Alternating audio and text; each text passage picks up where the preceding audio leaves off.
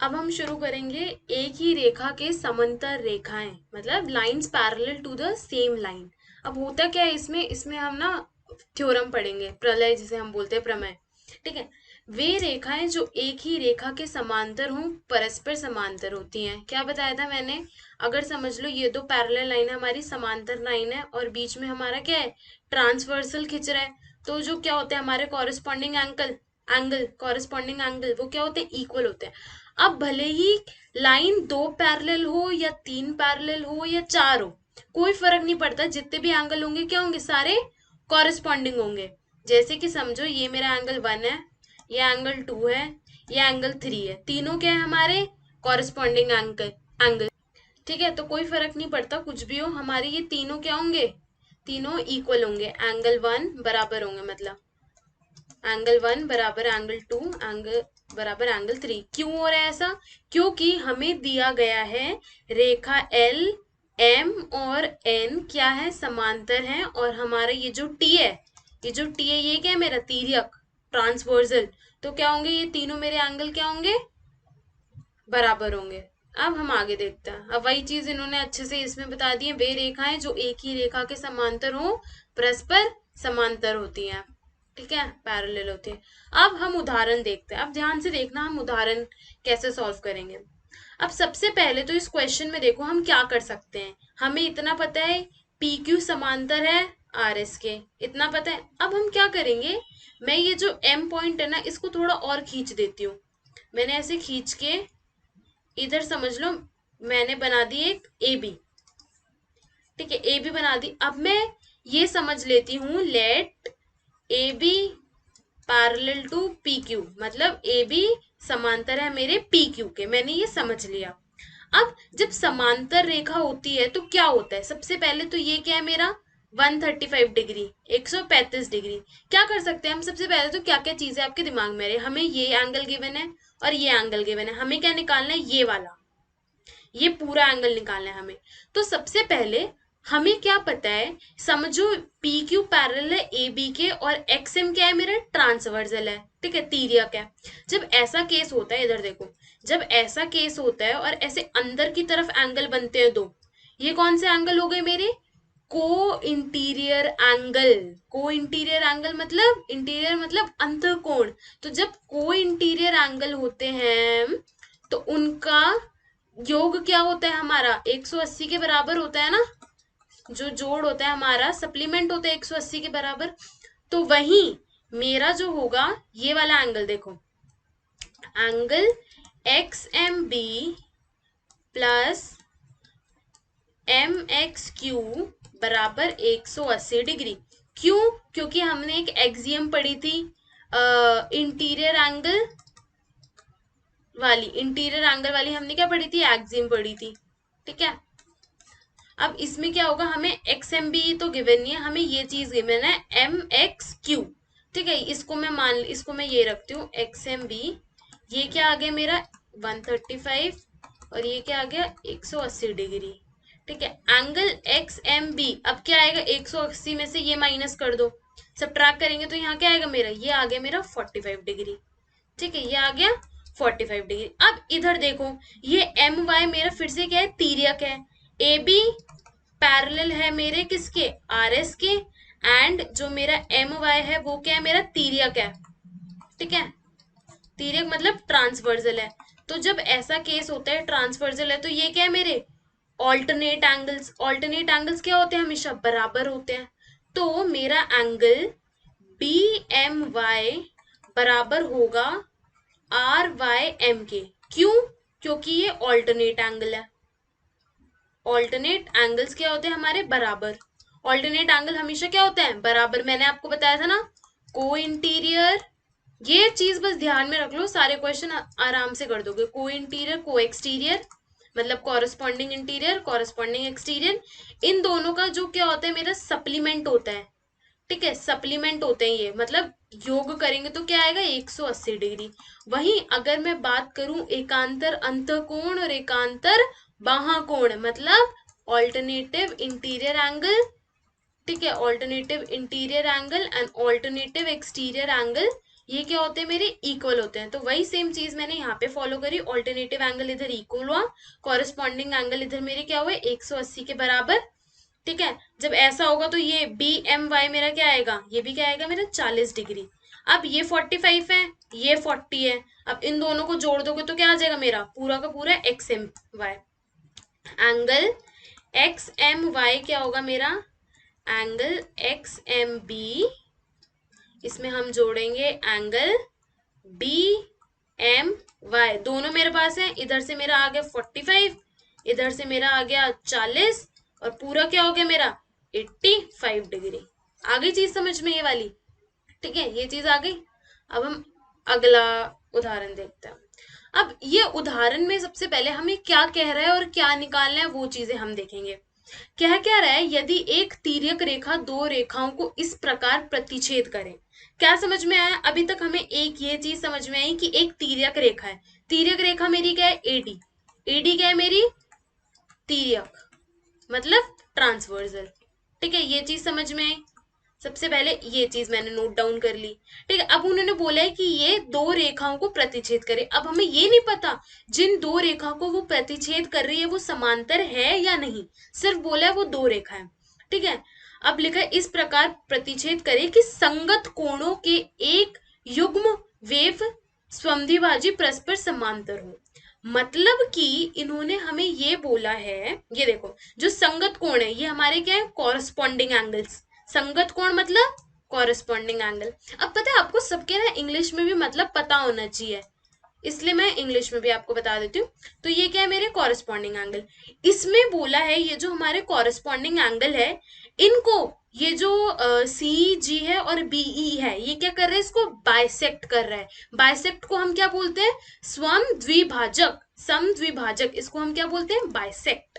Bisect कौन कौन सी line कर रही है, अब जो मैं लिख रही हूँ ध्यान से देखो, बीई एंड सी जी क्या कर रही है, स्वम द्विभाजक, मतलब इधर मैं लिख रही हूं बाइसेक्ट कर रही है किस किस को, एंगल ए बी क्यू को and angle B C S को। जो जो मैं लिखती जा रही हूँ वो यहाँ पर देखते जाओ, बीई बाइसेक्ट। अब एक चीज ध्यान में रखो, जब किसी एक एंगल को एक लाइन बाइसेक्ट करती है, स्वम द्विभाजक करती है, तो वो दोनों एंगल क्या होते हैं बराबर। तो ये आपको इधर यहाँ पे ये चीज निशान दिख रहा है ना, दोनों को क्या बताया हुआ है कि दोनों क्या है हमारे बराबर है। ठीक है, अब हमें ये सिद्ध करना है कि दोनों रेखाएं परस्पर समांतर होती हैं। अब हमें ये गिवन है ये दोनों एंगल कॉरेस्पॉन्डिंग है, ये बीच में स्वमद्विभाजक है। हमें ये बताना है पी क्यू पैरेलल है आर एस के। सिद्ध क्या करना है, प्रूफ क्या करना है हमें, इधर देखो प्रूफ क्या करना है, पी क्यू पैरेलल है किसके, आर एस के। आ गई ये चीज समझ? ठीक है, अब इतना आप लिख लो पहले, सबसे पहले तो ठीक है पॉज करके लिख लेना। अब मैं आप आगे बताती हूँ आगे क्या करना है। इधर देखो, ये चीज लिखने के बाद हम कैसे करेंगे, इधर देखो। अरे अब इधर देखो, बीई बाइसेक्ट्स, सबसे पहला पार्ट मैं यहाँ कर रही हूँ, B E bisects angle A B Q. इसका क्या मतलब होगा, angle A B E equals to angle E B Q. मैं जो जो यहाँ पर लिखती जा रही हूँ वो यहाँ इस डायग्राम में देखते जाओ, बराबर होगा half of angle A B Q के। समझ लो मेरा ए बी क्यू एंगल है एक्स, ठीक है पूरा एंगल है, ये पूरा एक्स है। अब इसको मैं दो पार्ट में डिवाइड करूंगी ना, तो जब मैं दो पार्ट में इसको डिवाइड करूंगी तो किससे करूंगी, क्या कर दूंगी बटे दो कर दूंगी। तो वही मैंने क्या एंगल ए बी क्यू को क्या किया, डिवाइडेड बाय टू कर दिया। इतनी चीज समझ में आई, ये हो गया हमारा। अब नीचे देखो, नीचे है मेरा सी क्यू बाइसेक्ट, बाइसेक्ट का मतलब स्वम द्विभाजक, ठीक है द्विभाजक, बाइसेक्ट कर रहे हैं किसको, एंगल बी सी एस को। अब देखते जाओ, एंगल बी सी जी बराबर होगा एंगल जी सी एस के, जो कि बराबर होगा हाफ मतलब बटे दो एंगल बी सी एस के। ये चीज वही जो ऊपर करा वही चीज मैंने नीचे करी। अब मेरे को क्या पता है, क्या चीज पता है मेरे को, एंगल ए बी क्यू। ठीक है, एक सेकेंड अभी मैं आपसे यहाँ पर एक क्वेश्चन पूछती हूँ आगे करने से पहले। मैंने आपको एक कन्वर्स थ्योरम पढ़ाई थी, कन्वर्स कॉरस्पॉन्डिंग एंगल की कन्वर्स थ्योरम, संगत कोणों की क्या थी, एक कन्वर्स थ्योरम। कन्वर्स थ्योरम में मैंने आपको क्या बताया था, अगर दो लाइन पैरेलल दिखानी है, एल और एम पैरेलल दिखाना है, तो मैं क्या दिखा दूंगी, इसको अगर पैरेलल प्रूव करना है तो मैं सबसे पहले क्या प्रूव करूंगी, मेरा एंगल ए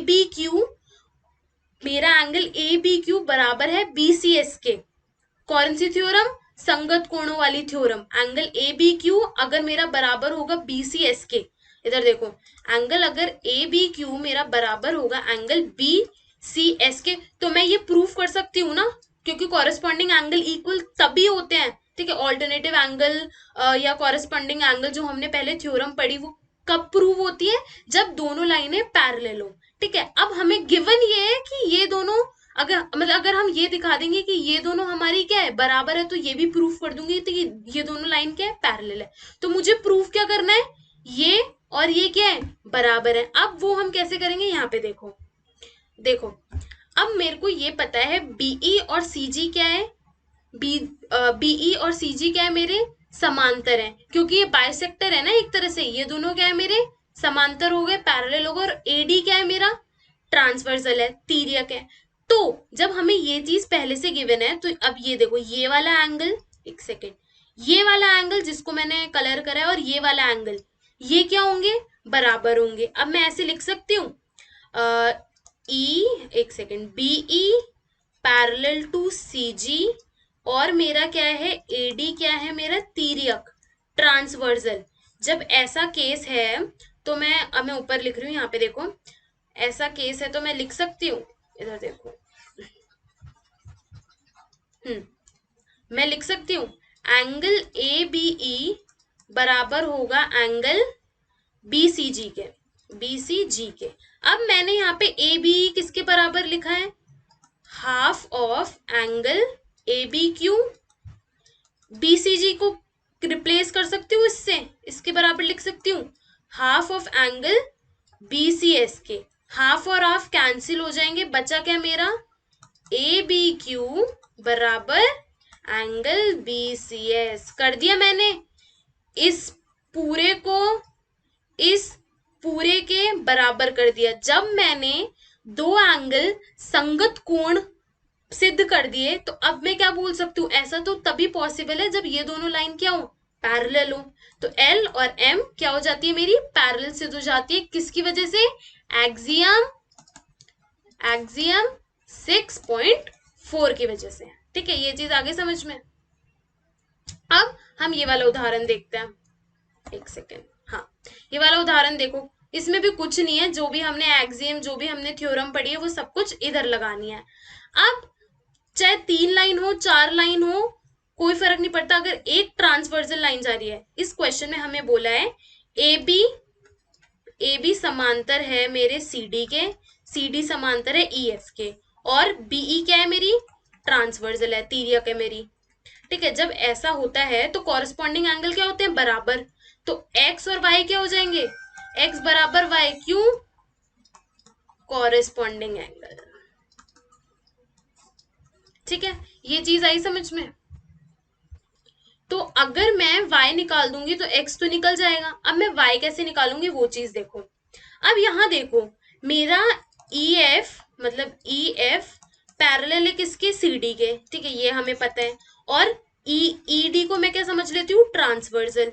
जब ऐसा केस है तो ये देखो, ये लाइन जा रही है 55 डिग्री, और y मेरा मिलके क्या बना रहे हैं, क्या बना रहे हैं, कॉरेस्पॉन्डिंग इंटीरियर एंगल, संगत अंत कोण, संगत अंत कोण, कॉरेस्पॉन्डिंग इंटीरियर एंगल। मैंने बताया था corresponding interior angle, corresponding exterior angle क्या, सप्लीमेंट्री, सप्लीमेंट्री मतलब सम 180 डिग्री। बस ये तुम 4 चीजें ध्यान रख लोगे ना जो मैंने बताई है, सारे क्वेश्चन आराम से सॉल्व कर दोगे।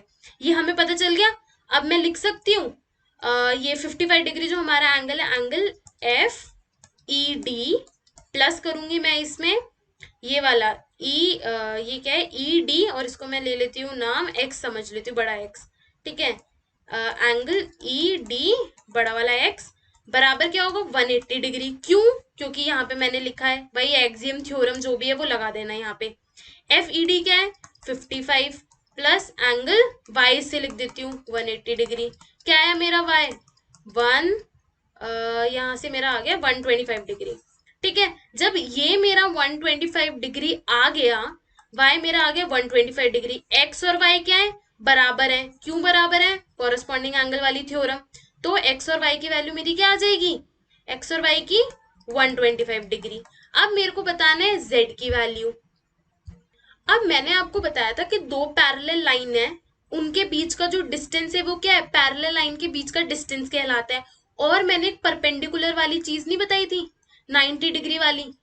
जब दो पैरेलल लाइन है और एक सीधी लाइन उन पे खड़ी है, तो वो क्या है? Distance between the parallel line हम बोलेंगे। ठीक है, और ये क्या है? 90 डिग्री बनाता है।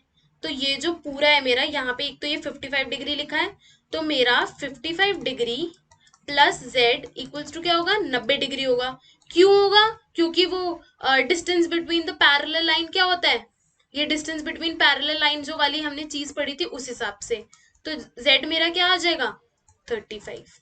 ठीक है, ये क्या आ गया मेरा? 35 डिग्री। अब इन दोनों को ऐड करो, ये आ गया एक्स वाई जेड आ गया। एक्स वाई 125 डिग्री, जेड मेरा 35 डिग्री। तो यहाँ पे मेरे ये वाला कंसेप्ट खत्म होता है।